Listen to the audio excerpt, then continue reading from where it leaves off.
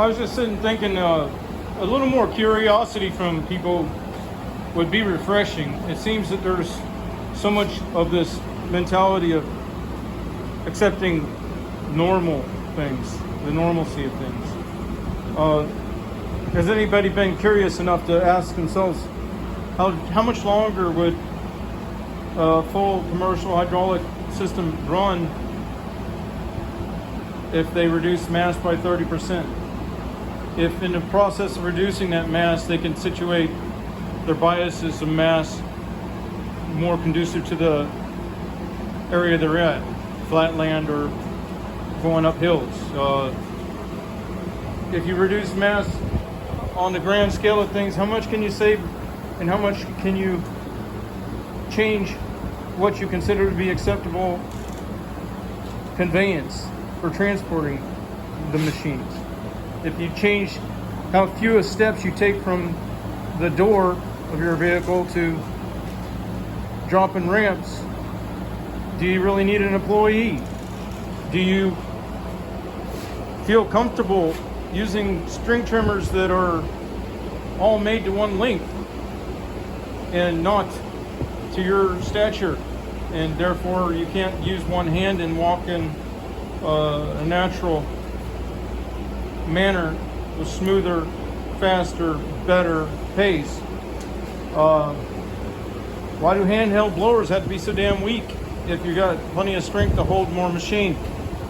And it screws you up because you have situated yourself where your handhelds are on the machine, so that when you stop on your MoPass route structure, you do it where it's most convenient to start your pass structure for your handhelds. Maybe you should think about, is that string trimmer guy having to wait for me to do my MoPass? And how efficient is that, i.e. not? And is the blower guy having to wait for both of us? Is either one of us getting to take the most efficient route structure because we have to wait for each other? How much does that string trimmer guy or blower guy benefit me when I wait for him every morning to show up or go to the bathroom during the day or get stopped for cigarettes? Can he make up that time? If you're seeking division of labor, then go for it. Yeah, I mean, I'm fine with doing everything for myself. The only thing I ever need, I'm fine with it in that I can do everything for myself, and I'm fine with it in that I'm willing to do everything for myself.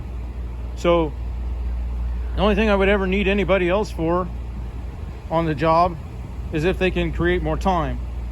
And when they suck that off to the top at the beginning of the day and or through the course of the day by thinking that I'm going to pick up the pace when they slack off because I'm efficient to the degree I want to get through my lawns and be done so I can move on to the paperwork or R&D, then, that's, the little curiosity there go a long ways. There's a lot of people that ascribe to this concept of, the only way to show up is with a big old diesel truck with a big old long trailer, and then, if you're not scaling up, then you're not growing. Well, you guys ain't scaling up. Think about it. You're scoping up. And the problem with that is the stuff you wouldn't have done solo, you're pressing onto your employees and breaking their backs, doing hard physical stuff, and somewhat harder than it has to be because you're not optimized for that job function.